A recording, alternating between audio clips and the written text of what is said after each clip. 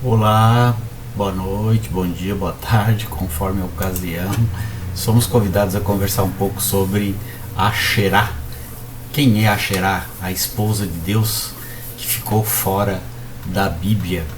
Nós temos no livro de Jeremias, no Antigo Testamento da Bíblia, e possivelmente escrito lá pelo século 7 a.C., né? Curiosas menções à Rainha dos Céus. Especialistas contemporâneos acreditam se tratar, na verdade, de uma divindade antiga que foi cancelada com o advento do monoteísmo patriarcal. Asherá era a esposa de Deus. A história se torna ainda mais interessante quando contextualizamos que Javé é justamente o Deus judaico-cristão, ou seja, aquele que sobreviveu às antigas mitologias médio-orientais para se tornar a divindade única do monoteísmo. Em outras palavras, a Asherá seria então uma mulher de Deus. Quem defende essa tese é Francisca Stavrakopoulou, professora da Universidade de Exeter. Fez um documentário sobre o tema na BBC de Londres, falando como tema: se Asherá for a mulher de Deus, isso seriamente compromete a base do monoteísmo.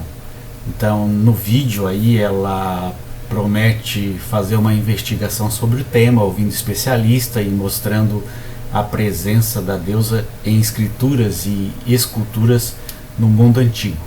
Na Bíblia hebraica, o nome Asherá aparece 40 vezes, mas na maior parte das versões traduzidas o termo foi suprimido ou substituído.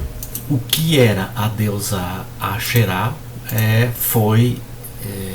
acabou sendo reduzido a estatuetas da deusa, o que justificava o plural, né?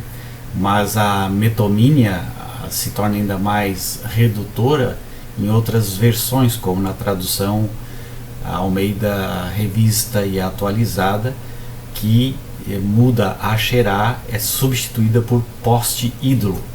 E assim outras traduções bíblicas tentam retirar Asherá do contexto para que o monoteísmo, né, um Deus solteiro, único, que não era casado, fosse o Deus dos judeus. Então foi necessário retirar fora a Asherá. Então a Francisca identifica isso como um padrão, né, no Antigo Testamento, a substituição de menções originalmente atribuídas à mulher de Deus por simplificações que configuram idolatria ou elementos da natureza, sobretudo árvore da vida e bosque. Então quiseram transformar Asherá numa ídola para que ela fosse esquecida. Bom, Asherá, ela era a mãe dos deuses e consorte de Deus, supremo, né? Antigas inscrições hebraicas do século 8 a.C. a associam a Javé, que também foi adaptado do hebraico para Jeová, a divindade patrona do Antigo Testamento e do antigo reino de Israel e Judá. E essas inscrições sugerem que ela era uma deusa protetora, concedendo bênçãos divinas aos seus adoradores, e que ela desempenhou um papel cultural ou crucial na mediação entre os humanos e o Deus Supremo Javé. Para os canadeus, El era um Deus criador. Os pesquisadores contemporâneos acreditam que Deus, o Deus bíblico, Javé, seja a fusão de deuses das mitologias antigas, inclusive El, no processo de monoteização. A Bíblia ela usa a palavra Asherá, e é a forma plural, Asherim, várias vezes. O termo é limitado à literatura que foi composta durante e após o reinado de Josias no fim do século VII a.C. e aparece de duas maneiras bem diferentes. Uma das formas de uso é em referência à deusa, mas esta não é o uso mais comum da palavra. A maior parte do uso é a referência de uma imagem divina, um ídolo que pode ter sido representado ou se assemelhado a uma árvore. Este fato resulta provavelmente da associação feita entre a deusa Asherá na arte com as árvores. Frequentemente se referia a Asherá, isso costuma ocorrer quando quase sempre em termos negativos. Ela é lançada como uma divindade estrangeira, adorada tanto por cananeus quanto por israelitas idólatras e judaítas, referente aos habitantes de Judá, vilipendiados por criar imagens ou objetos sagrados que manifestam sua presença. Essas imagens e objetos também recebem o nome de Asherá. A maioria dos estudiosos concorda que o relato bíblico de Asherá é deliberadamente distorcido e depreciativo, e que ela era provavelmente adorada como um membro importante de um antigo panteão israelita e judaico, no qual Javé desempenhou um papel de liderança. O aparecimento das divindades mais ou menos na Idade do Bronze, de 1300 a 1200 a.C., entre o povo Urita, que habitou parte da Mesopotâmia, até o século XIV e XIII a.C. De lá, segundo o pesquisador McClellan, o culto se espalhou pela antiga Ugarite, a Anatólia, hoje Turquia, a Fenícia e o território atualmente ocupado por Israel, que é a Palestina. Ela foi identificada como um consorte ou parceira das altas divindades Anu na Mesopotâmia e do mundo semítico ocidental, desempenhando assim um papel significativo nos panteões do antigo sudoeste asiático. Estava associada à fertilidade e à guerra, e nos primeiros anos de sua existência estava associada ao mar e à pesca. A ideia de Asherá como mulher de Deus se afirma por achados arqueológicos que vão além da sua representação e conforme conta McClellan, e também mostra Francesca no documentário, antigas inscrições hebraicas foram descobertas em escavações com textos que mencionam Javé e a sua Asherá. Uma dessas inscrições foi escrita diretamente sobre um desenho de divindades masculinas e femininas com braços entrelaçados. O teólogo afirma aí que é provável que Asherá também fizesse parte do primeiro panteão israelita. Nestas descobertas arqueológicas começaram a ocorrer a partir de 1950. O que se encontrou mostra que ela foi uma figura central neste judaísmo antigo. Nos anos 1960 foram descobertas estátuas quebradas representando mulheres perto do Templo de Salomão, em Jerusalém. Acredita-se que o fato de elas estarem juntas ao indicativo de que foram ali depositadas quando houve a determinação por parte do rei da destruição de todas as representações, de Asherá. É importante também entender que, segundo Francesca, as tentativas de distorcer e difamar a deusa provavelmente começaram na segunda metade do primeiro milênio antes de Cristo, depois que o templo de Jerusalém foi temporariamente destruído pelos babilônicos em 587 a.C.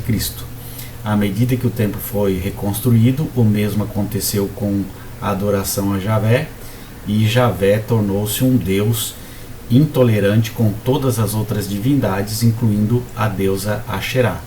Nesse processo, segundo a historiadora, assumiu os papéis de outras divindades, ao mesmo tempo em que a religião se masculinizaria, com a ideia de que havia apenas um Deus e esse Deus era homem.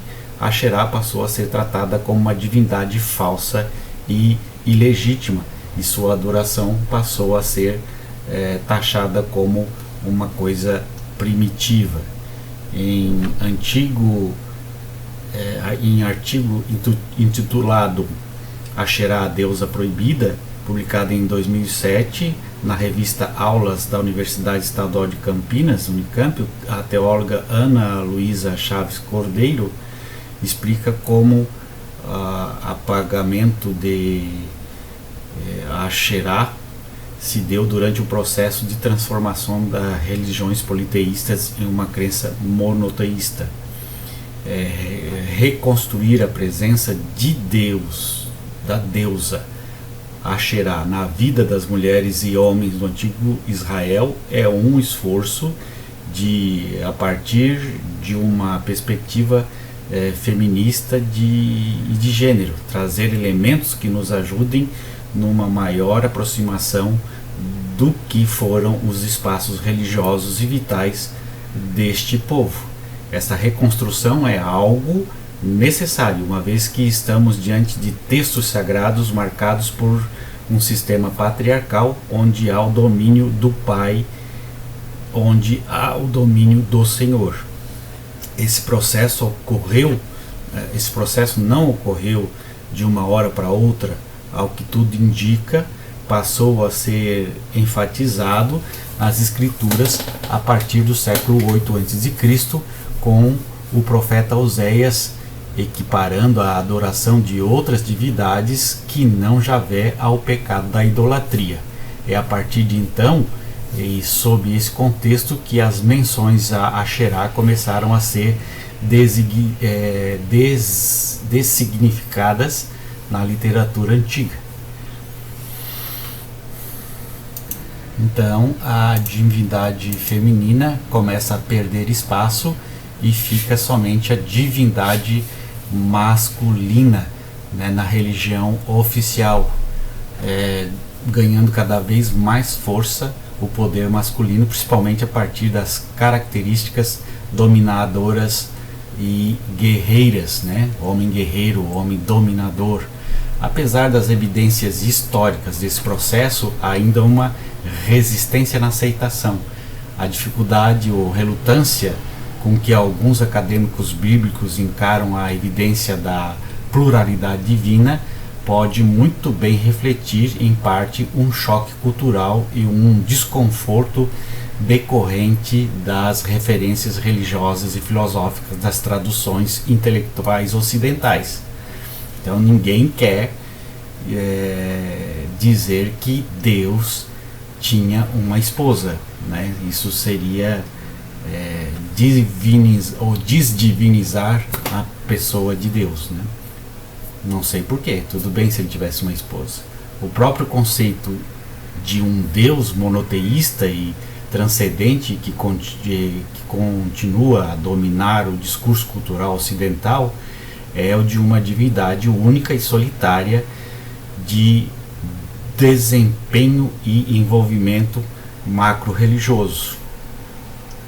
Então nós podemos ver aí que as tentativas de marginalizar ou apagar Asherá começaram provavelmente por volta do reinado de Josias no século VII a.C., que implementou uma campanha de centralização do culto para garantir um monopólio da fé no templo de Jerusalém. Então datam desta época livros bíblicos como o Deuteronômio. Um dos principais objetivos de Deuteronômio e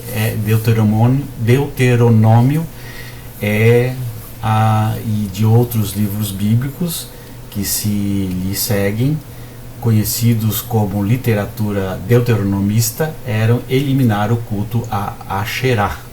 Então a tática principal era associar o nome dela a um ídolo e não a uma deusa. Outra era recontar as histórias dos reis que vieram antes de Josias e pintá-los como reis perversos que estavam conscientemente violando a lei quando permitiam a adoração a Asherá. Deus deu tão certo que, segundo frisa muitos teólogos, a partir dos meados do século IV a.C., o judaísmo já havia praticamente esquecido que a deusa Asherá havia feito parte do panteão israelita primitivo. Então esse processo ele foi intensificado com a ajuda do exílio babilônico ocorrido lá no século VI a.C. A literatura que foi escrita para ajudar Israel a permanecer fiel à identidade ética e ao seu Deus Javé, na sequência desta crise, ajudaram a reescrever a compreensão de que Israel tinha de si próprio. Isso inclui a vilipendiação, do culto a Asherá, que tinha lugar antes do reinado de Josias, e a autocompreensão de Israel avançaria dando prioridade a esse novo entendimento do papel de Javé como objeto exclusivo do culto israelita. Então a construção do culto a Asherá não teria qualquer chance neste ambiente. Nesse contexto patriarcal, a figura de Javé se torna símbolo de representação do sagrado masculino, que de fato justificaria a dominação masculina em vários aspectos sociais, econômicos, religiosos e políticos. É isso aí. A gente pode dizer que a religião oficial de Israel vai adquirir uma identidade unicamente masculina, e o feminino, assim como a deusa Asherá, vai para o plano secundário. A mulher se torna então um nada na religião. Então nós podemos perceber que o apagamento da Asherá e o surgimento de uma cultura mais centrada na figura de um deus masculino apesar de distante da nossa época e da nossa realidade contemporânea, algo que tem muito a dizer simbolicamente sobre as relações entre homens e mulheres no nosso mundo, porque vivemos em um mundo marcado pelo machismo, pela centralidade do homem e pela luta das mulheres cada vez mais por igualdade. Quando a gente vê o apagamento da deusa, estamos pensando naquilo que seria o início de uma cultura patriarcal que depois imperaria no mundo, mas é uma história que vem sendo revisada e reescrita, como comenta a historiadora Francesca em seu texto. Mais recentemente, a maior parte dos estudiosos bíblicos, historiadores das antigas sociedades israelitas e judaicas, passam a reconhecer esse retrato antigo. Tá aparecendo aí então, os historiadores e arqueólogos estão fechando o cerco para dizer que Deus tinha uma mulher sim, e era Asherá.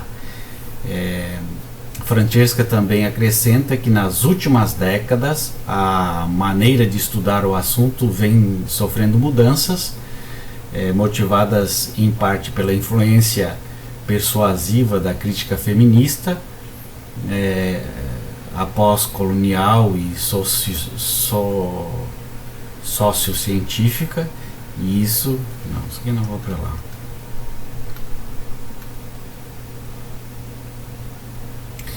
Então, no judaísmo antigo, a sabedoria divina estava intimamente associada a uma árvore da vida, e a soberania de Deus, a sabedoria de Deus era personificada como figura semelhante a uma deusa criada pelo próprio Javé. Em vários textos judaicos antigos, né, ela atua como mediadora entre os adoradores e o Senhor. Em algumas formas em vários textos judaicos antigos, ela atua como mediadora entre os adoradores e o Senhor. Em algumas formas de cristianismo tradicional, Maria, mãe de Jesus, tornou-se uma mãe celestial, mediando a bênção de Deus e seus adoradores. Então, como podemos perceber, Asherá está sendo estudada como a esposa de Yahvé, e que a intenção de criar uma religião monoteísta e machista tentou esconder Asherá, retirar Asherá do culto, da cultura, da religiosidade do povo, para que se cultuasse apenas um Deus, e esse Deus tinha que ser um Deus masculino. Por isso a religião, né, mostra sempre um Deus masculino, um Deus homem, dando aí poder sempre ao homem como pastor, e dizendo mulher não pode falar na igreja, lá nos livros de Paulo, e só pode ser padre homem, né, sexo masculino, não pode ter mulher padre, e assim a igreja se torna totalmente exclusiva de homens, e é claro que tenta lá colocar as mulheres em devidos lugares, mas nunca numa altura como os homens, mascarando aí uma exclusão do sexo masculino e tornando a religião machista. Muito bem, um grande abraço, tchau, tchau.